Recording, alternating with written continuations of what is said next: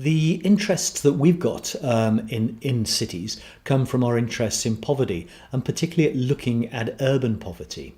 At the moment, when you look at extreme poverty around the world, it's usually seen as a rural problem because the majority of poor people are living in rural areas.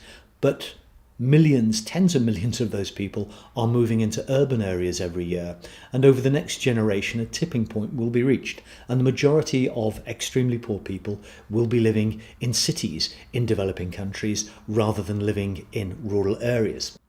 The specific project that we're looking at is at climate change and the effects that is having on poor people's lives in urban areas, particularly in Dhaka and Chittagong in Bangladesh. We are looking at this because it's neglected.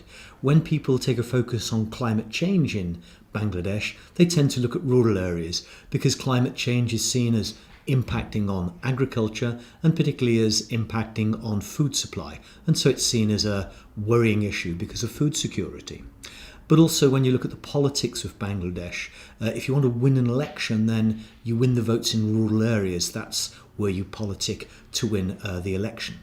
And then finally, researchers, such as those of us at Manchester, are partly responsible for this. In Bangladesh, there are no good data sets on urban poverty, and so people are inclined to go and work with the pre-existing data sets on rural areas. And also, it's much more difficult to collect data on poor urban people because they're very mobile, they change their houses, and they're always dashing off when you try to interview them. The work that we've been doing on climate change and urban poverty has come up with three initial findings. I'll maybe just run through those. The first one has been that it's really difficult to separate out the effects of climate change from other problems.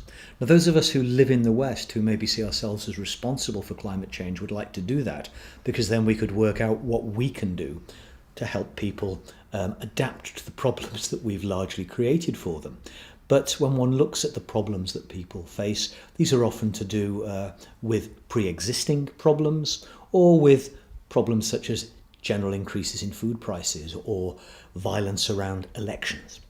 The second big finding has been about urban governance and the fact that if you wanted to do anything to reduce the effects of climate change, it wouldn't be by having projects about climate change, it would be by improving the quality of urban governance.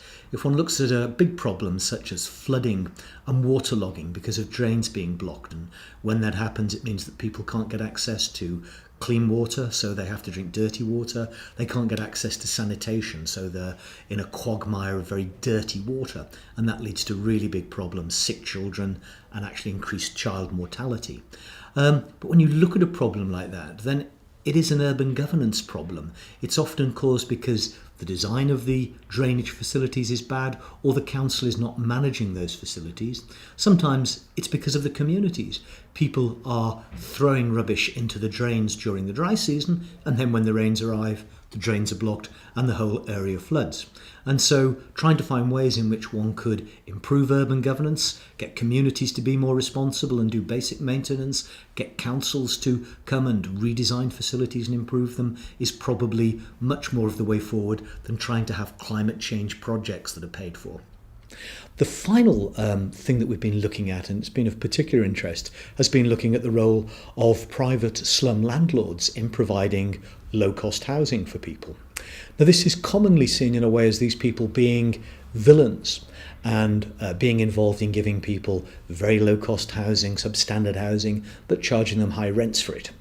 Our work is certainly showing that these slum landlords and the slums they're building, often quite big temporary buildings built out of roofing iron, they are low quality buildings, but actually they are charging quite low rents. And compared to the other choices that people have, and some of these slum landlords are providing a service which people are finding is better than the alternatives, certainly better than what government is offering them.